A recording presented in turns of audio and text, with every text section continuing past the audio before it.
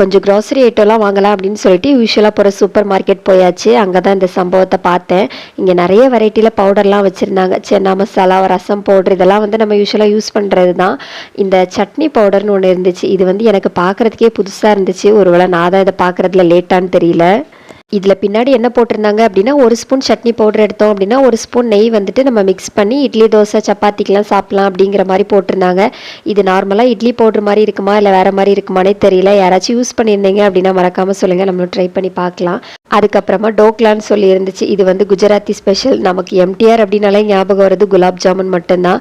அப்படியே இந்த பக்கம் வந்தாச்சு. இது எல்லாமே சோப்பு தான். பார்க்குறதுக்கு ஏதோ சாப்பிட்ற ஐட்டம் மாதிரி கலராக இருந்துச்சு. கிரேப்ஸு, பைனாப்பிள், அப்புறமா கோக்னட்டு, கோட் மில்க்கு, மின்ட்டுன்னு என்னெல்லாமோ வச்சுருந்தாங்க. ப்ரைஸ் வந்து 90 ருபீஸ் அப்படின்னு சொல்லி போட்டிருந்தாங்க. பில்லிங் பக்கத்துலேயே தான் இந்த ஐஸ்கிரீமும் இருந்துச்சு. சரி இது எப்படி விட முடியும் அப்படின்னு சொல்லிட்டு நமக்கு பிடிச்ச மாதிரி ஒரு ஐஸ்கிரீமே வாங்கிட்டு வீட்டுக்கு வந்தாச்சு. இன்னொரு வீடியோவில் பார்க்கலாம். பாய்.